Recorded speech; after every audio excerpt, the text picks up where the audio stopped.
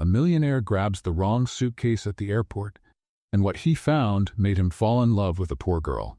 Before we start the story, leave a comment below and let us know, where are you watching from? Enjoy the story. Tyler Stone was rushing through the airport terminal.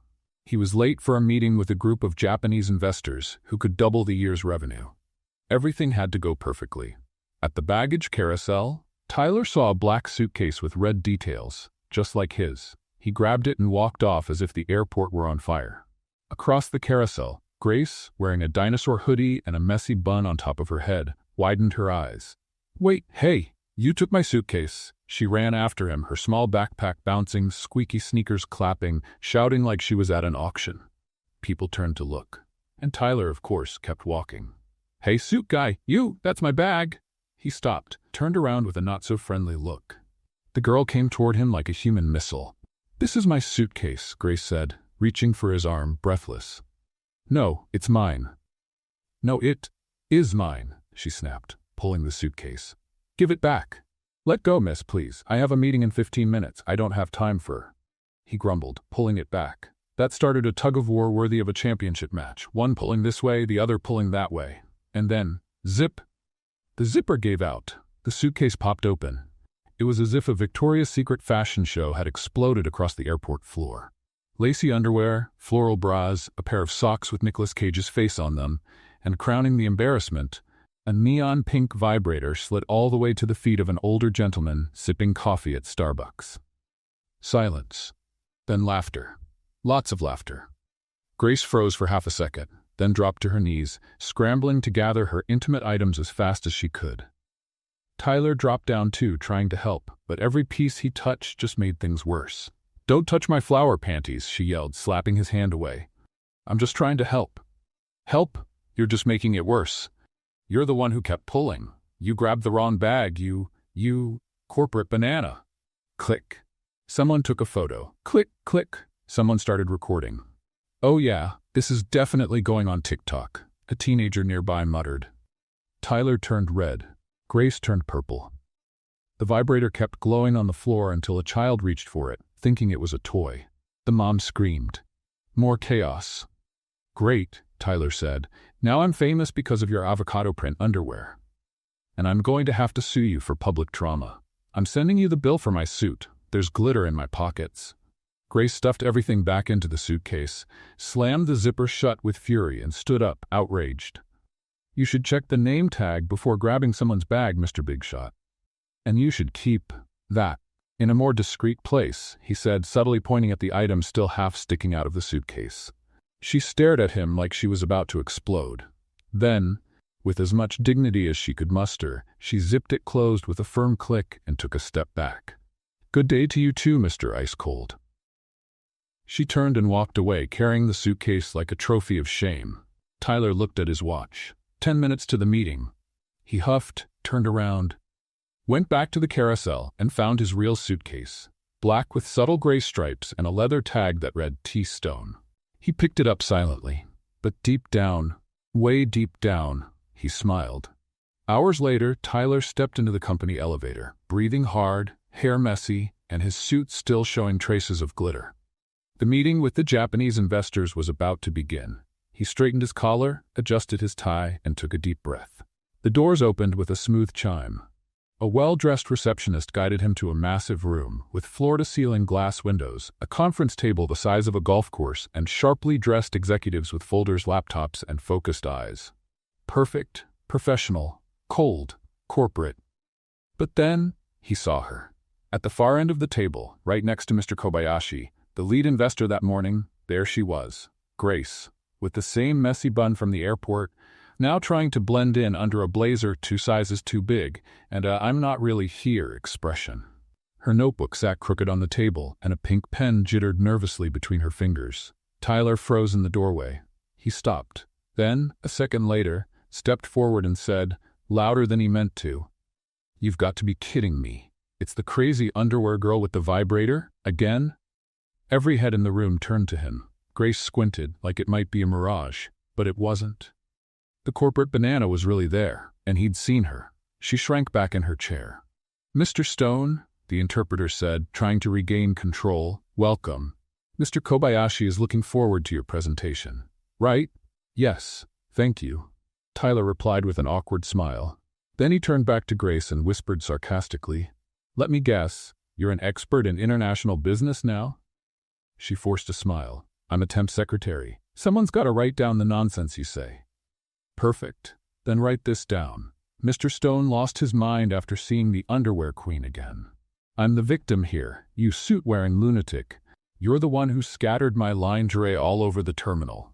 You're the one who yanked the suitcase like a construction crane, and now you show up here trying to look professional? It's my job, unlike you who thinks CEO stands for clown at every opportunity." Nice wordplay.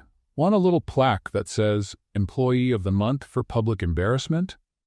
Mr. Kobayashi frowned and asked the interpreter something, who hesitated, clearly uncomfortable, then translated. "Mr. Kobayashi would like to know if you two know each other." "Know each other? That's putting it mildly," Tyler muttered as he sat down. "We once had a public fight over a suitcase full of intimate apparel." Grace pressed her lips together. "That vibrator wasn't part of the suitcase. It just happened to fall in." "Of course. Must have been in your pocket, huh?" She let out a deadly sigh. The silence in the room grew so thick you could cut it with a plastic spoon.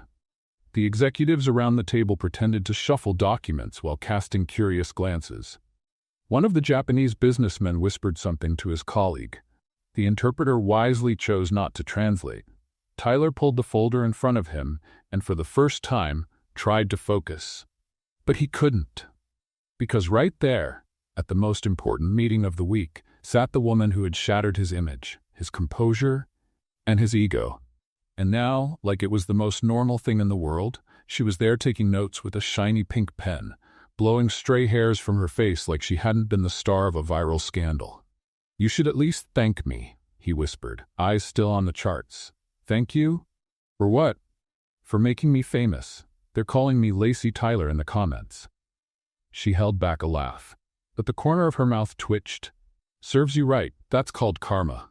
He smiled too, even if reluctantly. "It's called grace, literally, and looks like I'll be stuck with you longer than I thought." She glanced sideways. "Maybe you'll get used to it, or maybe I'll buy another suitcase with even more glitter." Tyler tried to hide his smile, but didn't quite manage it. The meeting went on. Spreadsheets were opened, graphs explained, reports presented. But between one projection and the next, there were lingering glances, hidden sighs, and one shared realization. 2 weeks had passed since the investors' meeting.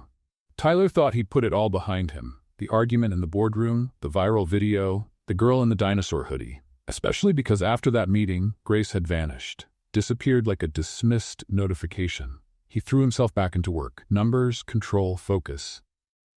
But now and then, in the quiet of the office, he still heard her voice in his head, calling him corporate banana. And for some reason, he smiled.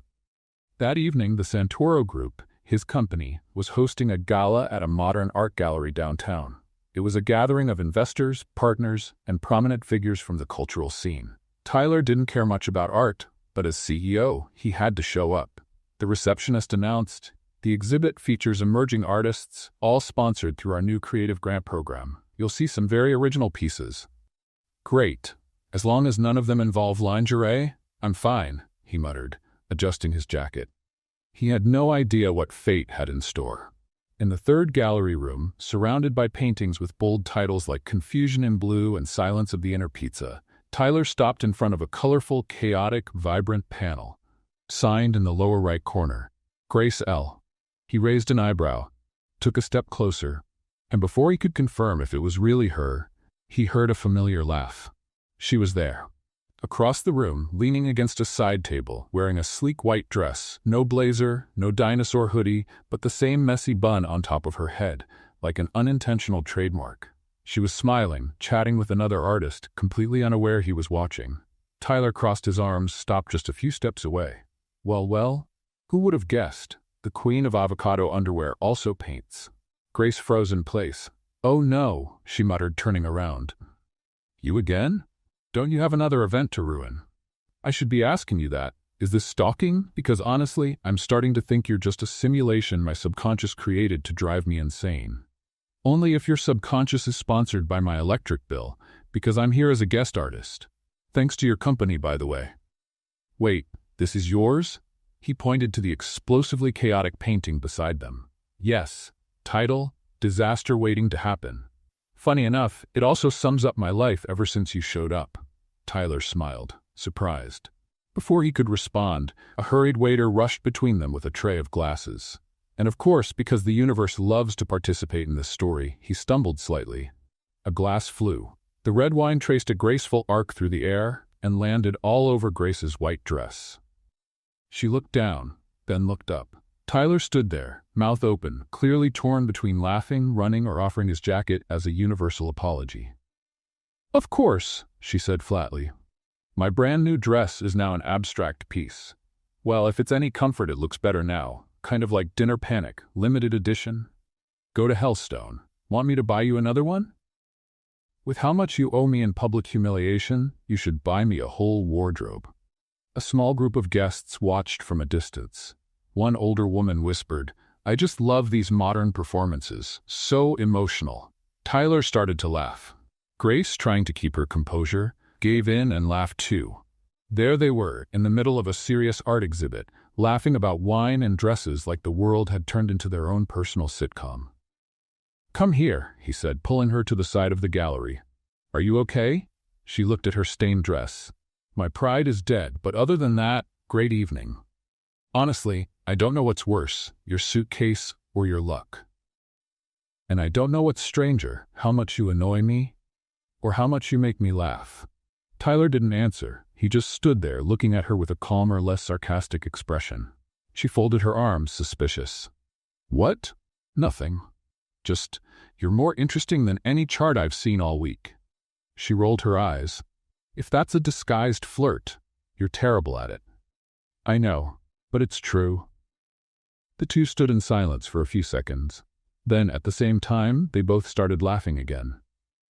This has been the most embarrassing night of my life, Grace muttered, trying to dab at the wine with the gallery's cloth napkin as she walked down the front steps.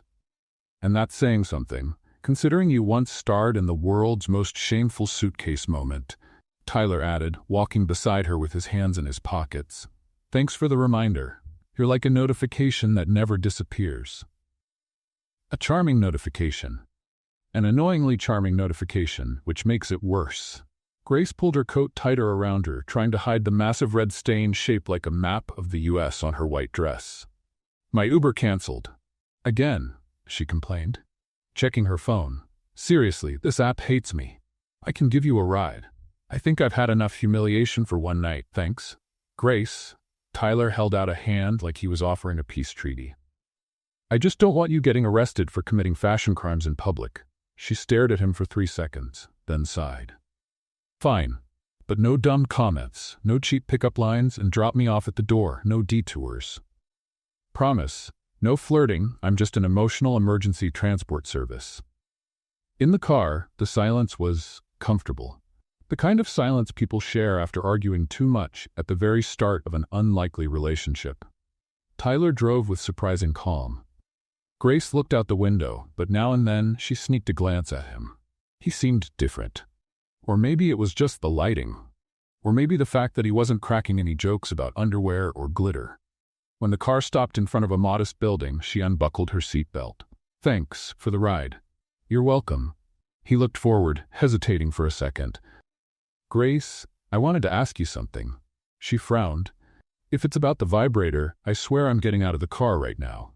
It's not, he laughed. It's something else. More professional, I think. Now I'm worried. Tyler turned to her. The creative director on my team saw your painting at the gallery. She loved it, said your style is chaotically honest. Whatever that means. Grace smiled. It means she paints like she fought the brush and won. Well, she wants to invite you to be part of our next internal design campaign. Wait, are you offering me a job? I'm offering you an opportunity. In the same place where everyone saw my vibrator accidentally fall on the treadmill? Exactly, he smiled. It's like artistic redemption. Grace went quiet for a moment. Then she tilted her head. You really want me to join your company, after everything? I do. Actually, after all the embarrassment you've already put me through, The least you can do now is redecorate the meeting room where we had our public fight. She laughed. Softly, but she laughed. Okay. Really? Yes, but on one condition. Uh-oh. That no one, absolutely no one, calls me lingerie queen in the hallways. No promises. Some folks in marketing have a sense of humor. She opened the door.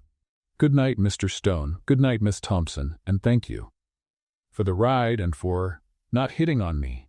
You're welcome, but if I were hitting on you, you'd know it. She closed the door, and before the car pulled away, Tyler looked in the rearview mirror. She climbed the steps 2 at a time, like she was running from the cold or from doubt. But at the last door, she turned for a moment and smiled.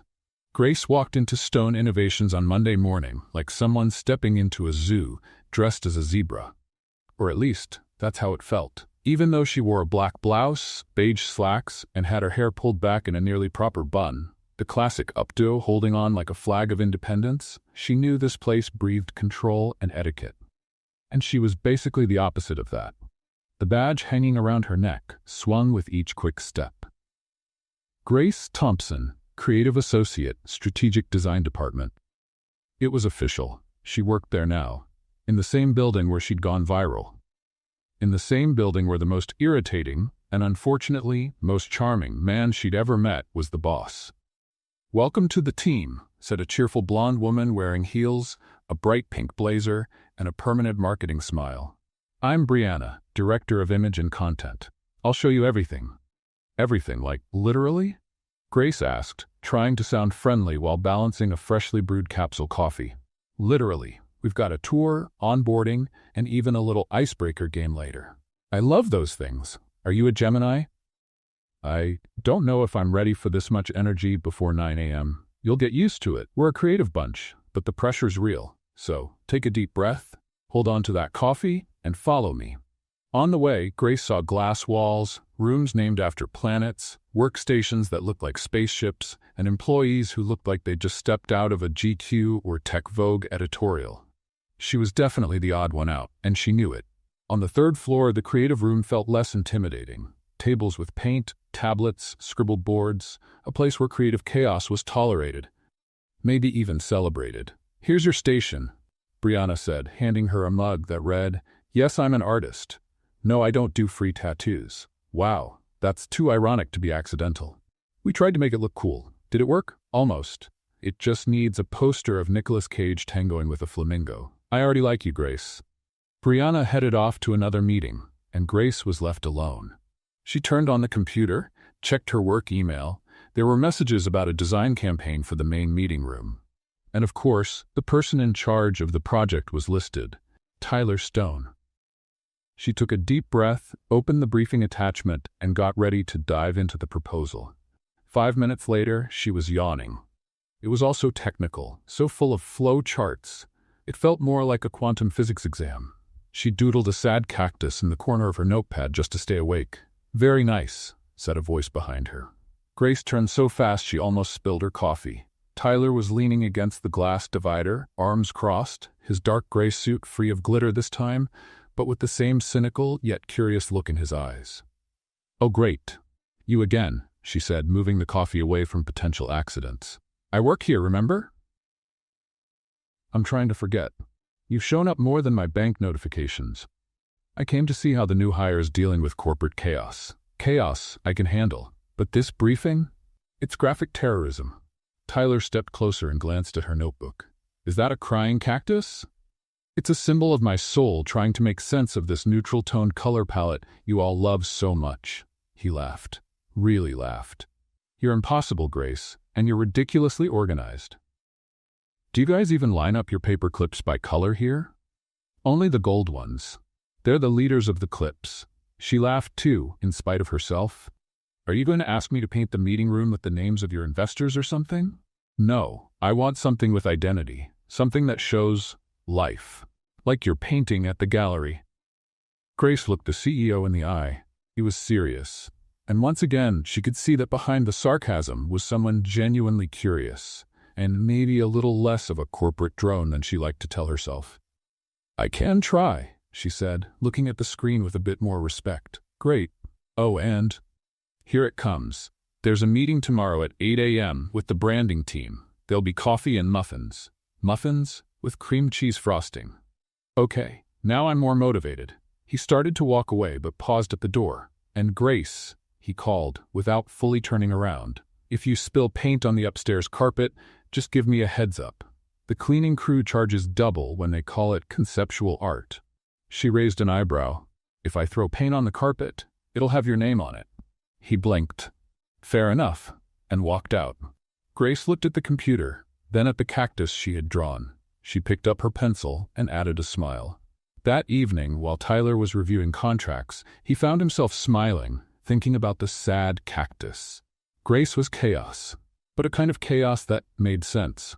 And even he, the control-obsessed CEO, was starting to think that maybe, just maybe, disorder had its own charm. Grace arrived early to the meeting room, determined to make a good impression. She wore a black dress with subtle stripes and white sneakers, her hair partly tied back with a simple ribbon, and carried a folder with new sketches. For the first time since joining Stone Innovations, she felt almost prepared. Almost. Because nothing, absolutely nothing, could have prepared her for what happened in the next 5 minutes. "Hi. You must be Grace, right?" The suitcase girl said, a bright, cheerful voice. Grace slowly turned around. Standing in the doorway was a woman in a perfect navy blazer, nude heels, wavy blonde hair, and magazine-level makeup. She held out her hand with the kind of smile that said she'd already won the game before it started. "I'm Vanessa, Tyler's ex." Silence. Grace blinked 3 times, swallowed hard. "Nice to meet you. I'm Grace, former owner of the suitcase that became world famous." Vanessa laughed, like it was the most adorable thing anyone could say. "Oh, I saw the video. You were hilarious. That part when the vibrator rolled on the floor? Iconic." Grace smiled with the politeness of someone holding a coffee cup full of liquid dynamite. "Glad my embarrassment could provide some international entertainment." "Don't worry. Everyone here talks about it fondly. You're kind of an in-house celebrity. By the way, did you know Tyler got really upset about the online comments? He wanted to sue half the internet." Grace raised an eyebrow. "What a gentleman." "Yeah, he's always been that intense, in a good way. But also very loyal, you know? Protective. I think that's why we always had this really strong connection." She touched her hair delicately. "You two broke up a while ago?" Grace asked, already regretting it. "About 3 months. It was mutual. But now we're working together again. Funny coincidence, right?" Grace bit the inside of her cheek. "Coincidence? Sure." The room started to fill up. Employees took their seats with laptops, muffins, and coffee mugs. Tyler walked in, punctual as always, and paused for a split second when he saw Vanessa sitting right next to Grace. "Vanessa, you're here?" "Surprise," she laughed. "I was brought in to help with the branding redesign. It's a temporary role, but the impact will be lasting." He blinked, clearly surprised. "I didn't know." "Neither did I," Grace muttered beside him. Tyler pulled himself together, walked to the head of the table, and adjusted some papers. "Okay, everyone. Let's begin." Throughout the meeting, Vanessa kept chiming in with enthusiastic comments, light jokes, and compliments about Tyler's amazing aesthetic sense. Grace took deep breaths with every "Tyler is incredible," and that's just how Tyler is. Then at the end of the presentation, Tyler asked, "Grace, could you show the drafts for the main wall panel?" Grace stood up. She walked to the whiteboard and pinned the sheets with colorful magnets.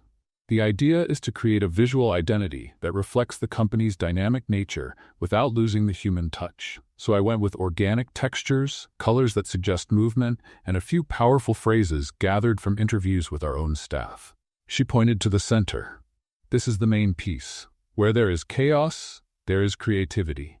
A quote that, honestly, represents me more than I'd like to admit. Some team members nodded. Vanessa crossed her arms. "Interesting. Very conceptual. Though I wonder if maybe it's a bit too sentimental?" Grace turned her head slowly. "The concept is based on feedback from the creative team."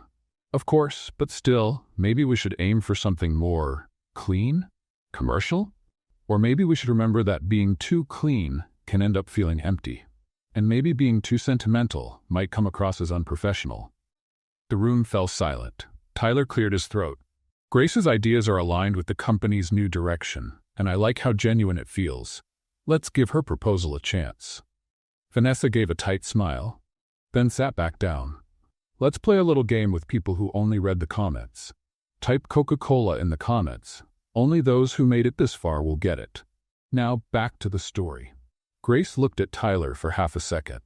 He didn't say a word, but his eyes said plenty. After the meeting, Grace slipped into the break room to grab some coffee and breathe. She was so distracted, she almost poured sugar into the salt. "You okay?" a voice asked behind her. It was Tyler. "Being called an amateur by the boss's ex in front of 15 people? Totally fine. Happens every Monday. I swear I had no idea she was coming. HR made that call." "Right, just another coincidence." "Grace? No, it's fine. Really." She gave a brief smile. "I just need more coffee, or a shot of tequila, or maybe an acting class to learn how to pretend I don't want to stick my head in the microwave." Tyler chuckled. "Hey, you nailed the presentation.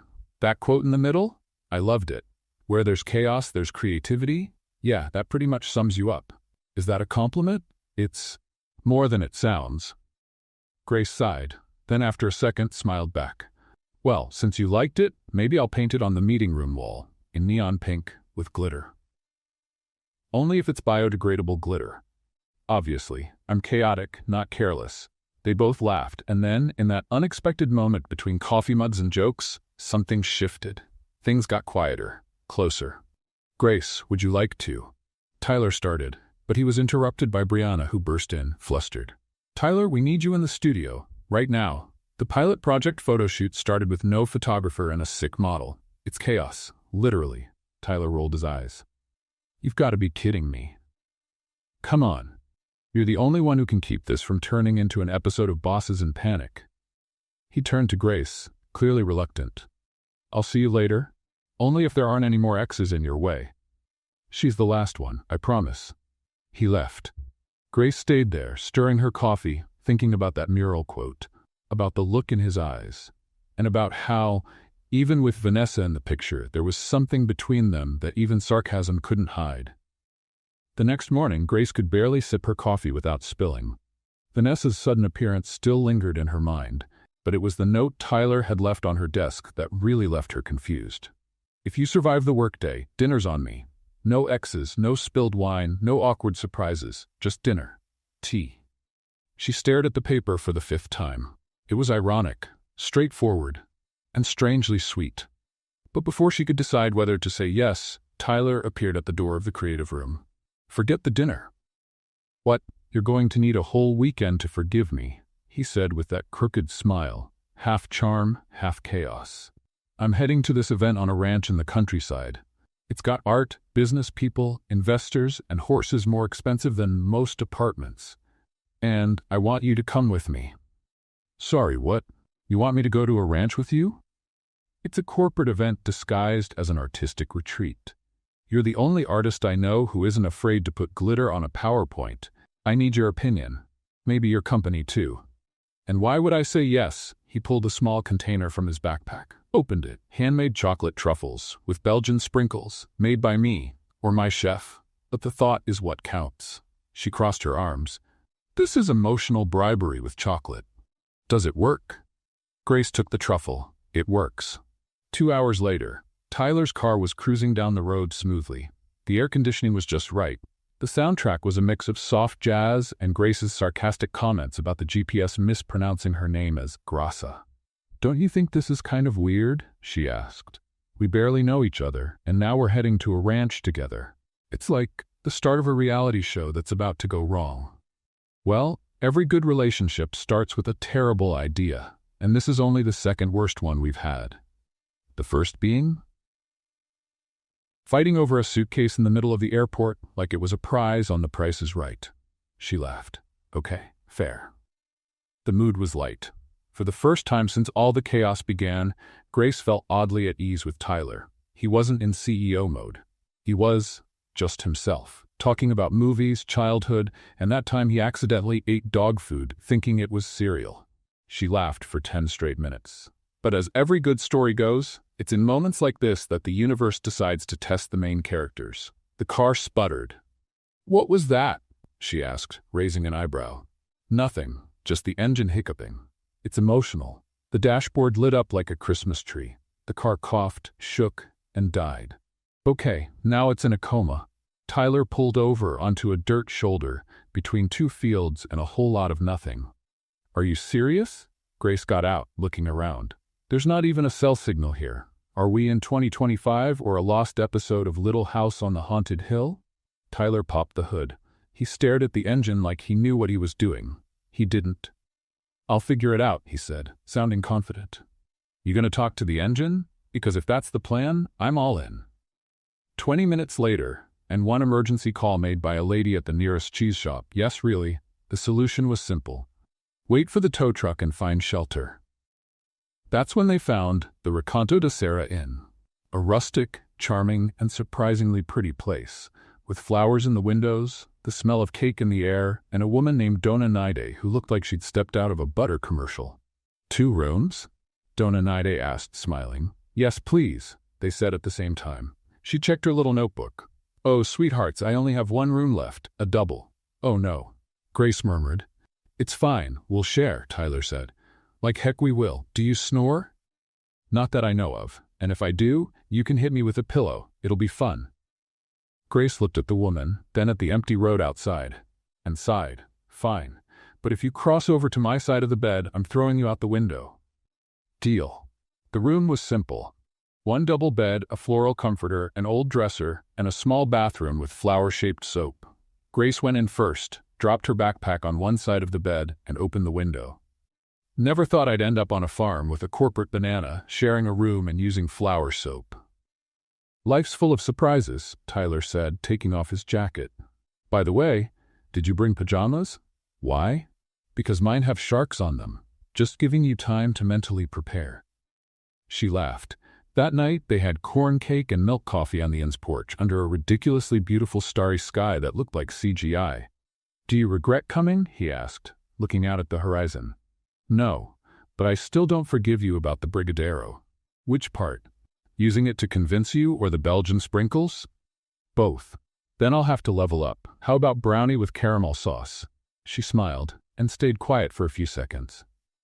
Tyler, why did you really ask me to come? Because I wanted to spend time with you, away from meetings, ex-girlfriends popping up, and flying vibrators.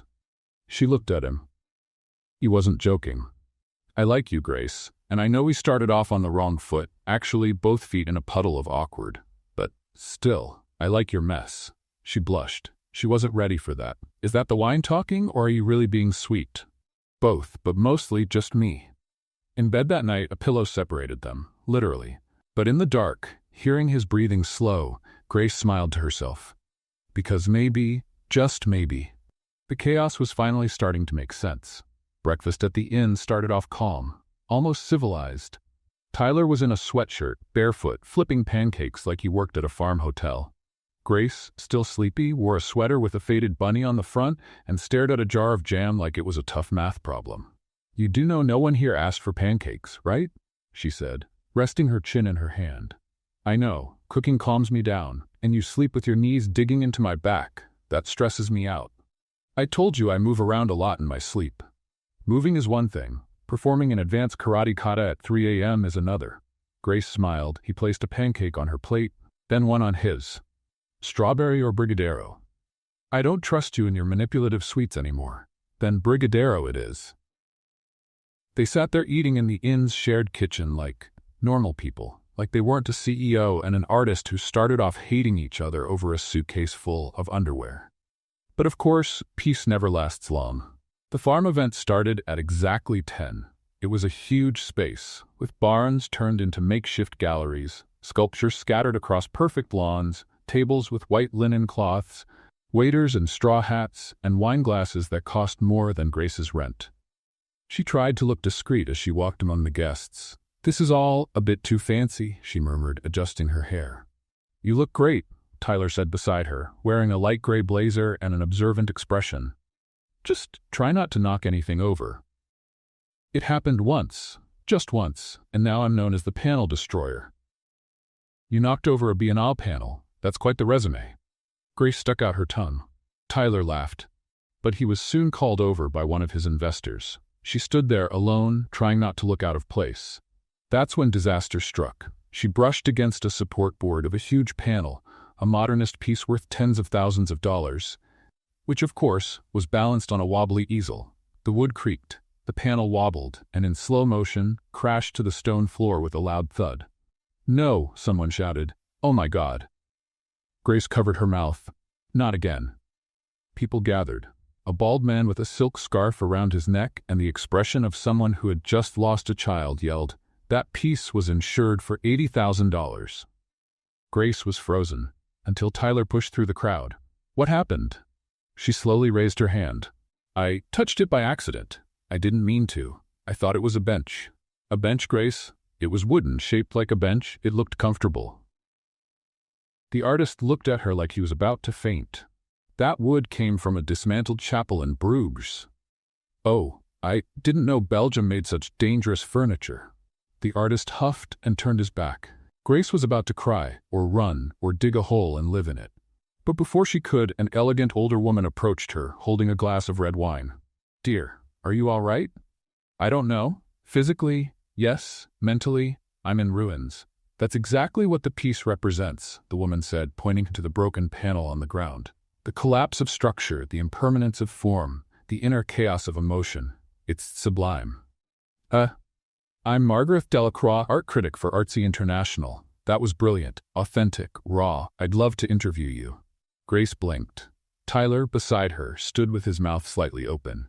You're serious?" "Of course. I'm writing your name down. Grace, right? Grace L.? That's right, Grace L. for lunacy." As the critic walked away, delighted by the mess, Tyler grabbed Grace's arm and pulled her aside, laughing. "Do you realize what just happened? I broke art and saved the event with charm? You knocked a board to the floor and ended up with an international review. That's like modern witchcraft. Add it to my resume, panel destroyer and praise magnet." They laughed. They were alone now, behind the main building, overlooking the field. "You know," he began, "you surprise me all the time. Sometimes I don't even understand myself. And that's kind of charming." The mood shifted. It grew quiet. Still. Tyler took a step closer, then another. Grace looked at him. The wind played with her hair. He raised his hand, touched a strand. "May I?" he asked. She didn't answer. She just stood there, breathing deeply. Almost. But then, of course, an intern tripped and yelled, "Watch the wine," seconds before a splash hit an investor's white suit. Grace, on impulse, ran with napkins and saved the day. Tyler, standing there, sighed. "Almost," he murmured. Later, sitting on the farmhouse porch with 2 glasses of juice and his shirt stained with grape, she said, "Today was intense.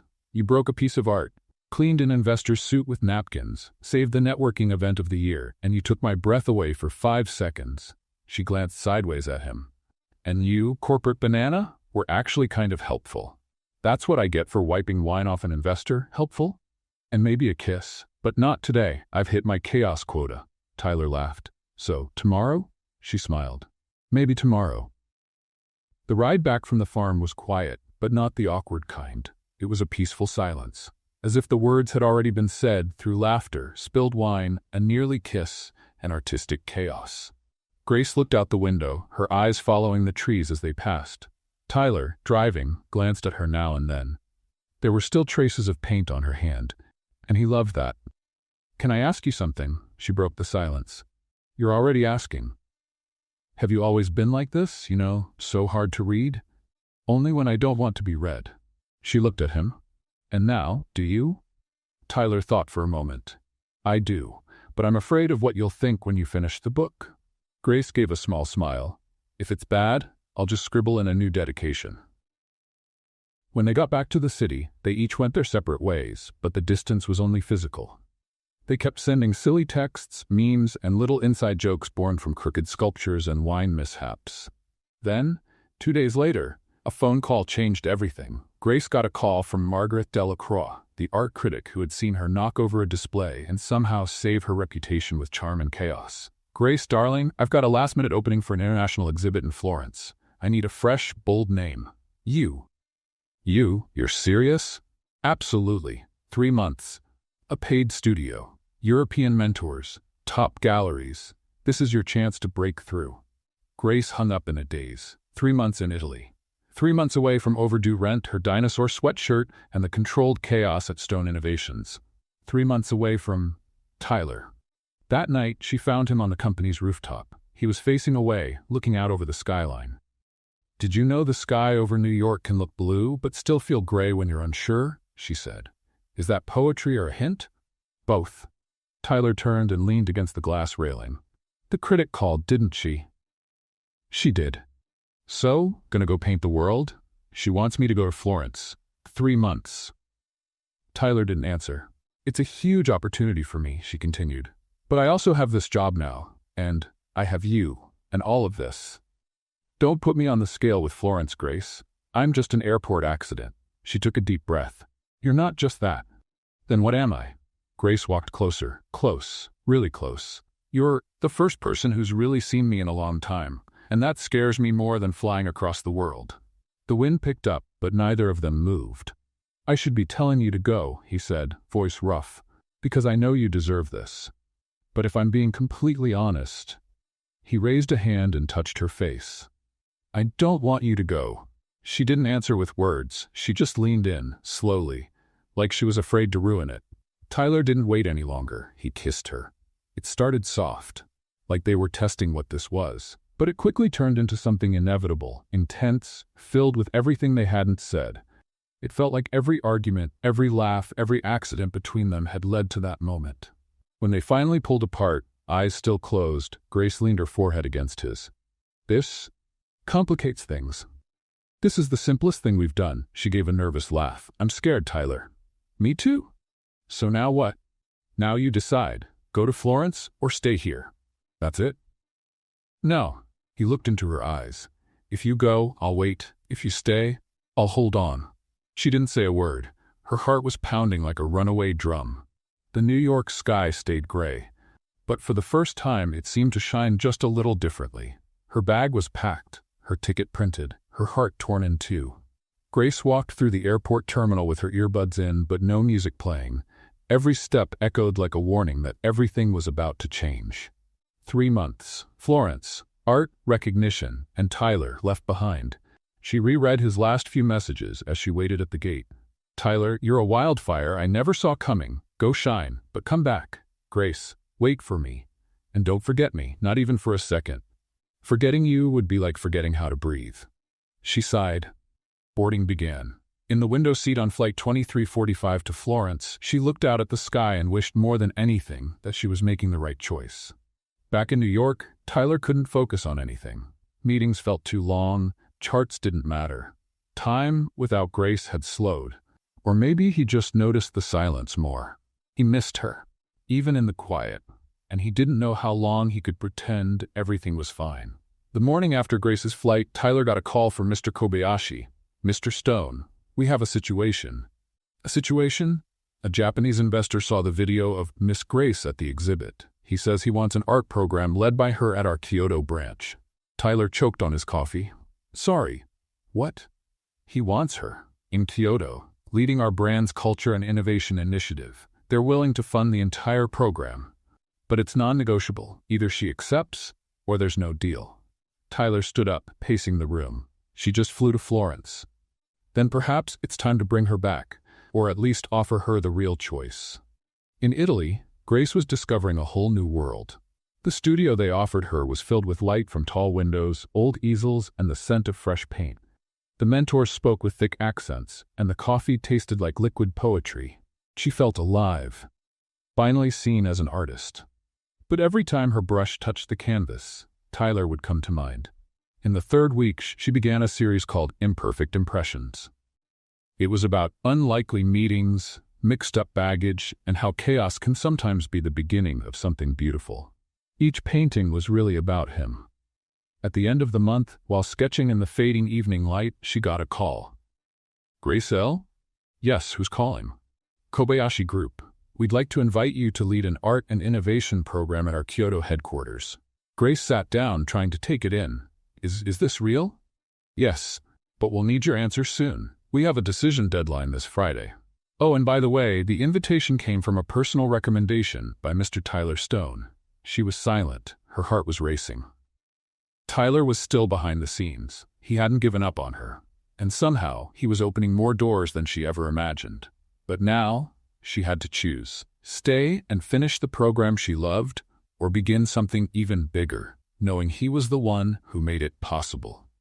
Across the ocean, Tyler felt the emptiness growing. He started writing a letter, one he might never send, but he had to put it into words. Grace, if you're reading this, it's because some part of you still carries me in the coat pocket where you keep coins and hidden memories.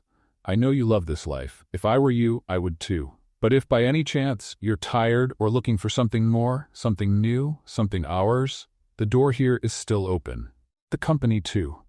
And my heart, well, I don't even have to say it.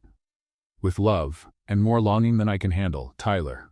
He printed it, folded it, slipped it into an envelope, and waited. Waited for her to feel the same. That night, Grace walked through the narrow streets of Florence, holding the envelope she'd just received. There was no return address, but she knew the handwriting. It was him. She read the letter 3 times, and cried each time. Go back? Go to Japan? Stay? What was right? What was real? The next morning, she went to the program coordinator, asked for early leave, citing an offer she couldn't refuse. That same afternoon, she boarded a flight to New York, not to say yes, but to say everything she needed to say. Tyler was at a conference when his phone wouldn't stop buzzing.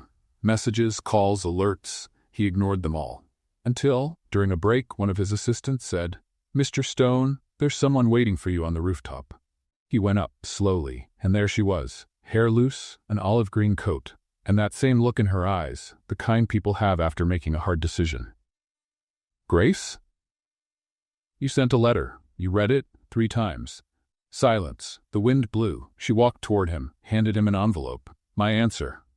Tyler opened it, a blank sheet of paper. He looked at her, puzzled. It means I want to start from scratch, with you, no script, no frame, just us. He pulled her closer, and right there, on the rooftop where they'd said goodbye weeks earlier, they kissed. But this time, no interruptions, no accidents, no almost. It was real. It was love. The new creative department at Stone Innovations was born in record time, thanks to Grace. With her artistic vision and bold style, she reshaped the department that had barely gotten any attention. She launched cultural projects tied to tech, installed interactive art in the company's main hall, and one Monday morning, she made the executives attend a watercolor workshop. Art isn't just beautiful, it's strategic, she said, holding a brush with paint on her fingers. When we stop trying to control everything, the best ideas come out. Tyler, across the room, pretended to hate it all, but deep down, he was amazed. Grace shook things up, questioned the reports, rewrote the rules, and he, the master of control, was starting to enjoy the chaos, until the past came knocking. In the form of Harrison Clegg, Tyler's former business partner. The kind of man who could turn a room into a boxing ring just by smiling. He walked into the company headquarters in a perfectly tailored suit, carrying a leather briefcase and the year's most toxic news. I'm buying 22% of the company's shares. You can't be serious, Tyler said. Oh, I am, and I brought gifts. Clegg pulled out a dossier, with photos, reports, video screenshots. Here's the public image of Stone, a secretary with a vibrator in her bag, a CEO involved with an employee, and an art exhibit where wine flies over shareholders. Beautiful image, poetic, but terrible for business. Grace walked into the room at that very moment. She stopped at the doorway, listening to everything. Tyler slowly closed the file. What do you want, Harrison? A seat on the board, and a promise that the company will return to what it once was, clean, efficient, profitable, no messy artists, no airport muse. Grace stepped forward. I can leave the company, if that's what it takes to save what you've built. Tyler stood up. No, absolutely not. You may not have a choice. Clegg smiled. Most of the investors have already approved my return. The final vote is in 2 days. Out on the terrace, the same view as weeks ago. But now, silence. Tyler stared at the city. Grace watched him. The cold wind made her hair dance. I don't want to be the reason you fall, she said, and I don't want to live in a world where you're not here. She gave a sad smile. Maybe we need some time, until everything settles. Grace, she gently placed her hand on his face. Shh, kiss me, and promise you won't hate me for trying to protect what you've built. He didn't reply, he just kissed her. With the urgency of someone who knows time is short, with the intensity of someone who doesn't want to say goodbye. And when they pulled apart, he knew. That kiss wasn't a goodbye. It was a pause. 2 days later, the vote took place. Tyler, standing before the board, defended Grace with every word he could find. He showed the numbers, the creative growth, the cultural impact. Let's play a little game for the comment skimmers. Type chocolate in the comments. Only those who read this far will get it. Now, back to the story. But the numbers were still young, and Clegg knew how to play the game. The final result was close. Harrison Clegg was back, with the power to fire and a promise. Grace would be out by the end of the week. That night, Tyler went to her makeshift studio. It was empty, except for a blank canvas and a note. I know you fought. Now it's my turn to fight from here. If I'm just a distraction, then you need to find your focus again. But if I'm part of your vision, wait for me. I'll find a way. G. He sat there, on the floor, next to the blank canvas, not knowing if what he felt was anger, longing, or pride. Grace left the company, but she didn't disappear. She took a position as an independent curator at a cultural center in the city. She created exhibits, built partnerships, and, little by little, her name became a symbol of creative innovation. And one day, without warning, she showed up at the company headquarters, not to ask for her job back, but to present a proposal.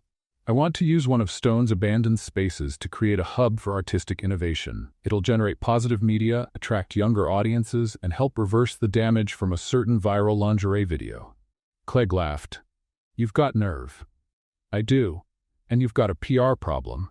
Do we have a deal? Surprisingly, he agreed. But with one condition: she couldn't have any direct involvement with Tyler, and she accepted, for now. At the opening of the new space, the press showed up. Numbers soared, and Grace's name was once again linked to Stone, not as a scandal, but as a success. Tyler watched from afar, proud, silent. She was still the chaos in his order, and he was the structure in her freedom. But they were still apart, until something happened. Night had fallen over New York with an odd stillness, the kind of silence that comes just before a storm. Tyler Stone was finishing reports at the Stone Innovations headquarters when his phone buzzed. An anonymous message. Check contract 384Z in the external projects folder. Clegg isn't who he seems, X. Tyler frowned. It was late. He was tired. But the contract number caught his attention. It wasn't just any project. It was one Clegg had personally introduced. A discreet deal with European investors. Tyler hadn't had direct access, just approved it formally, trusting the new partner. He got up from his chair and went to the company's digital files. After a few clicks, he found the folder. Contract 384Z was there, and with it, 2 hidden, encrypted attachments. Tyler knew how to decrypt. 3 coffees, 2 system crashes, and 1 shout of, "Come on, seriously," later, the files opened. He froze. Emails between Clegg and a shell company. Embezzlement. Transfers to a Cayman Islands account. Fake documents with Grace's digital signature. Tyler's blood ran cold. This is serious. This is criminal. This is a setup. The next morning, Tyler went straight to the cultural center where Grace worked. She was in a room with children, guiding them through a mural made of collage and recycled paper. She wore a denim jumpsuit, barefoot, fully focused. He hated interrupting scenes like that. But there was no time. Grace, she turned slowly. Her expression changed the moment she saw his face. Tyler? I need to talk to you, now. Minutes later, they were alone in the ceramics room. The air was filled with the smell of damp clay and fresh paint. Someone's trying to set you up, he said, getting straight to the point. They used your signature on a fake company contract. Grace went pale. What do you mean? Clegg created a fake project, laundered money through it, and he listed you as a co-author. If this gets out, you could end up in jail, and the company could fall apart. She gripped the work table, took a deep breath. This is serious. Do you have proof? I've got everything. But if we go straight to the police, he might cover his tracks. We need to be smart. What do you want to do? Tyler hesitated. Set up an internal operation, just the 2 of us. Like old times, but this time, for real. She crossed her arms. You still trust me after everything? I don't just trust you, I need you, because if there's one person who can see beyond the obvious, it's you, she smiled briefly. Okay, let's take down the corporate villain, again. The next few days were a whirlwind. Tyler dug into internal records. Grace teamed up with a hacker friend to trace Clegg's transactions. They met at night in the company's old abandoned studio, took turns sleeping, ate cold pizza, laughed at old memes to lighten the mood. It felt like a nerdy, desperate version of Bonnie and Clyde. But the real danger was still ahead. Early Friday morning, Grace's hacker brought the final piece of evidence. Clegg is trying to sell part of the company to a competing multinational, illegally. The paperwork's already prepped. He's trying to destroy Stone from the inside and make a profit, Tyler said, stunned. Grace looked at him. If we take this to the board tomorrow, everything changes, or we lose everything. But together. Always together. They looked at each other. And in that moment, they weren't just partners in a scheme. They were partners in life. Tyler stepped forward. So did she. No words, just certainty. They kissed. And this time the world could have fallen apart around them. They wouldn't have noticed. The next morning, an emergency board meeting was called. Everyone was there. Even Clegg, in his $3,000 suit and smug look, ready for victory. Tyler stood up, handed out printed copies to the board, explained every move, pointed to the accounts, the forged documents. Then he played a video. A recorded conversation between Clegg and his accomplice. Clear, undeniable. Clegg tried to object, but it was too late. The vote was unanimous. Immediate removal, holding arrest, federal investigation. Grace, standing at the back of the room, took a deep breath. She was free, and more than that, vindicated. In the days that followed, Stone's atmosphere shifted. The company reinvented itself. Investors came back. Its reputation was restored, and in the middle of it all, their love grew. They had lunch together, discussed art and tech projects, spent Sundays watching old movies and critiquing the costumes. Tyler changed, he became lighter. Grace changed, she became more confident. And then came the final surprise. One sunny Saturday, Tyler took Grace to a clearing outside the city.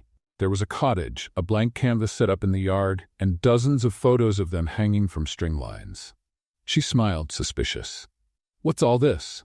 "A gift, but with one condition." He got down on one knee, pulled a small box from his pocket.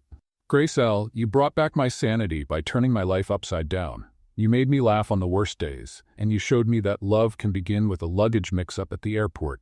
Tyler, will you be the official artist of my life, my permanent partner, my wife?" Grace laughed through tears. "Only if the wedding cake has glitter." "Done." "Then..." Yes, they kissed, again, and this time, it was forever.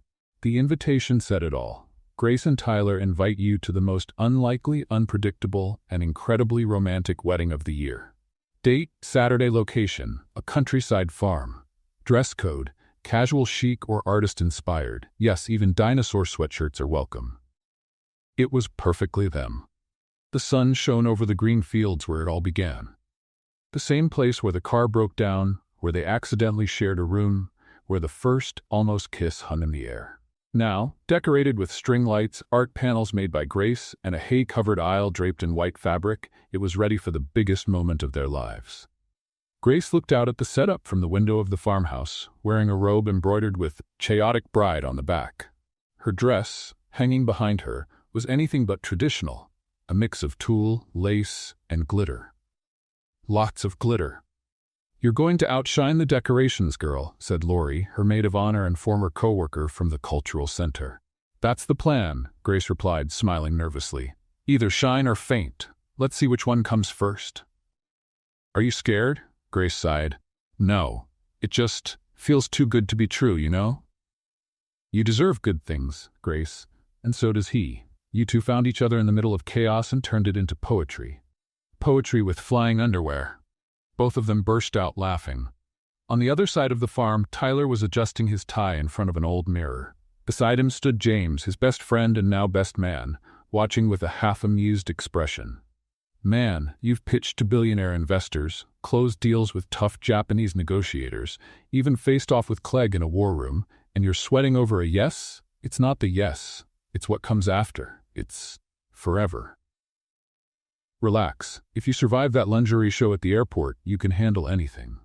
Tyler chuckled. "I love that woman, James. She turned my world upside down, and I've never been more sure of anything." "Then let's go. Time to say that with a kiss," James said, patting him on the back. Guests had started arriving. There were people in suits and ties, and others in colorful outfits. Some wore formal attire. Others had on crochet dresses and oversized sunglasses. One older woman wore a blouse with a vibrator print. An older gentleman wore a t-shirt that read, "I saw the suitcase fight. I was Team Grace." The straw chairs were arranged in a semicircle. A string quartet rehearsed quietly, blending Beethoven with instrumental pop songs. And then the unexpected happened. It rained. Yes, right in the middle of a clear sky and cheerful forecasts, one sneaky cloud made its appearance. The first drops came gently. Within seconds, it turned into a downpour. "No!" Grace shouted from the window, watching the flower arrangement sway in the wind. "Let's move to the barn," someone yelled. The event team sprang into action. Guests got up, some laughing, others desperately shielding their hairstyles.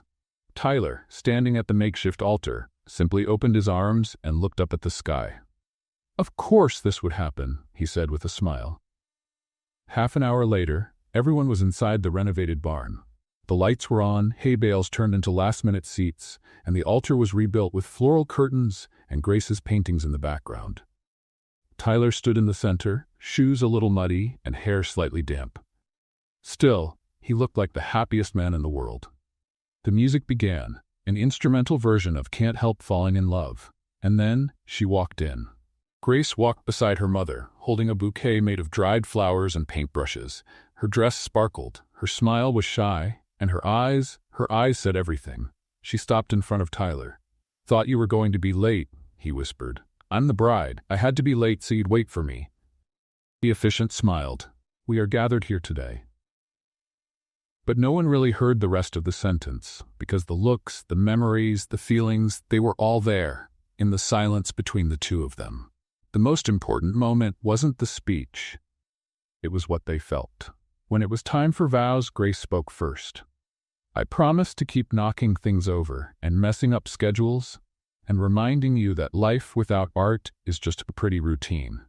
I promise I'll laugh at your spreadsheets and sneak glitter into your pockets when you least expect it. I promise to be me, but with you." Tyler took a deep breath. "I promise to stop trying to control the world and let you surprise me every day. I promise to protect you from criticism, from doubts, and from any surprise vibrators. I promise to be your ground while you fly." They both laughed. The officiant held back a laugh too. "By the power vested in me, I now pronounce you husband and wife. You may kiss." They kissed, and this time, it was for good. The party was a whole event of its own. Grace had set up a dance floor with colorful projections. Tyler organized a drink bar with names like Love Contract, Stolen Kisses, and Confused Caipirinha. There was karaoke, there was cake with edible glitter, there was a lady who fell into the pool and said she was baptizing the wedding. There was dancing till the floor, yes, even Mr. Kobayashi. And late into the night, something more happened. Tyler took the microphone. "Ladies and gentlemen, I need 5 minutes of your attention." Everyone turned to look. When I met Grace, I was rushing toward what I thought was success. And she made me trip. Literally. And in that stumble, I found everything. Today, I want to share something many of you weren't expecting. Everyone held their breath. Starting next month, I'm stepping down as CEO of Stone Innovations. Some guests exchanged surprised looks, because I'm starting a new company, a blend of art and business, and its name will be Stone and Grace. Applause erupted. Grace was crying and laughing. At the same time, he reached out his hand. "All we need is one more partner, and someone I love who's crazy enough to join me." She stepped onto the stage and kissed him hard. "Wherever you go, I'll go, but on one condition." "What's that?" "No more wrong suitcases, ever again." They laughed and kissed again. Grace and Tyler's life after marriage was anything but traditional. There was more glitter than self-help books, more spilled coffee than candlelit dinners, and a weekly schedule filled with artist meetings and brainstorming sessions in bed, with popcorn and chocolate fudge. But there was love. So much love. And one ordinary morning, with the sound of the coffee maker in the background and Grace rummaging through the fridge looking for something sour with chocolate, everything changed. "Tyler," she called from the kitchen. "Huh? This is weird." "What is?" "I'm craving pickles, with sweetened condensed milk." Silence. "You're joking, right?" "Nope, and there's more. I cried today because I saw a video of a duck chasing a puppy. And I hate ducks." Tyler showed up at the door with one eyebrow raised. "You mean to say?" "I don't know," she answered, eyes wide, "but my app says I'm 5 days late." And my boobs hurt like I just ran a marathon without a bra. Silence, a glance, a flash of panic, then one of hope. Should we buy a test? He asked. Now, the silence in the bathroom was as thick as steam in a sauna. Grace paced back and forth. Tyler leaned against the door, holding the test box like it was sacred. 3 minutes, right? It's already been 5. Go check. You look. You're the one who peed on it. She sighed, took a deep breath, and grabbed the test. 2 lines. Tyler's eyes widened. That means, I'm pregnant. We're pregnant. A few seconds of silence. Then he rushed to her, picked her up, and spun her in the air. Grace laughed, cried, and held the test like a trophy. Oh my God, we're having a baby. We're having a little walking chaos. At the first doctor's appointment, the doctor smiled right after the ultrasound. Are you ready to know? Tyler squeezed Grace's hand like they were on a roller coaster. It's a boy. Grace looked at the screen, then at her husband. The sound of the baby's heartbeat filled the room. A boy, she repeated, teary-eyed. A little boy. A mini Tyler with messy hair and a flair for drama, he added. A baby with an artist's soul and a CEO's calendar. Dangerous.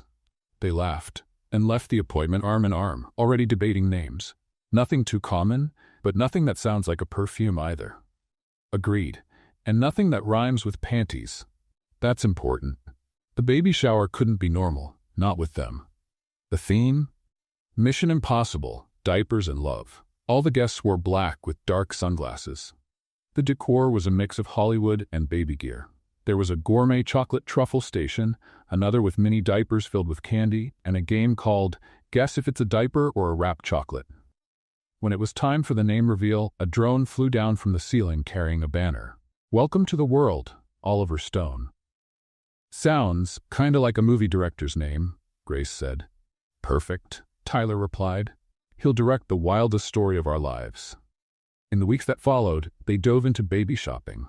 This crib looks like a NASA capsule. This one has Bluetooth. Why would a crib need Bluetooth, Tyler? So the baby can listen to classical music and develop his right brain. What if he prefers rock? Then I'm buying earplugs for myself. They picked out constellation wallpaper. A nursing chair Tyler assembled upside down and nearly broke, and a mobile of planets that sprinkled glitter everywhere. Grace's fault. The nursery soon turned into a dreamland. Soft colors, children's books, and a small blank canvas where Grace had already started painting Oliver's first artwork. Her belly grew. And so did their love.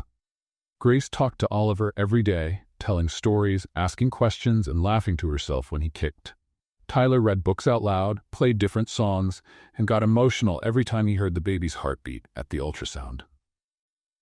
There were funny moments, like when Grace got stuck in an inflatable chair and needed 2 neighbors and a dog to help her out. Or when Tyler knocked over an entire shelf of diapers at the pharmacy trying to reach a jar of vitamins. But there were intense moments too. Like the night Grace didn't feel the baby move for a few hours and they rushed to the hospital. Everything turned out fine, but from then on, they cherished every little thing even more. And on a quiet afternoon, after a day of planning for the future launch of Stone and Grace Kids, Grace stopped at the nursery doorway. Tyler was inside, straightening a picture frame on the wall. Is it crooked? He asked. She didn't answer. She just walked in, got closer, and hugged him from behind. What is it? He smiled. We're going to be good parents, right? We already are. We're just waiting for Oliver to confirm it. What if we mess up? We will mess up, but we're going to love him so much he'll forgive us before he even learns how to speak. She teared up, gently, with a smile. And he kissed her forehead. Do you know how beautiful you are with that baby bump? You're only saying that because you can't see my feet. And I don't need to. I already love every inch of the mother of my child. Night fell with a rare kind of peace. Tyler put on some soft music. Grace settled into the rocking chair in the nursery, gently rubbing her belly. Hey, Oliver, she whispered. It's Mommy. The world out there is a bit crazy, okay? But in here with Daddy and me, it's all love. Tyler knelt down and rested his ear on her belly. Son, just so you know, we're not exactly normal, but we're going to love you in a way no one else ever could. The baby kicked. They both laughed and looked at each other. I think he got the message, Grace said. Or he's asking for quiet. We talk too much. Then he definitely takes after you. They laughed again, and there in the soft, starlit glow of the little blue nursery, the future felt as certain as the kicks coming from within. Oliver hadn't been born yet, but he was already, without a doubt, the main character in Grace and Tyler's next big adventure. And chaos had never felt so sweet. What did you think of Grace and Tyler's story? Leave your thoughts in the comments below. Rate this story from 0 to 10. What's your score? Don't forget to subscribe and click the bell to stay updated with all our stories. And check out more touching stories by clicking right here on the end screen.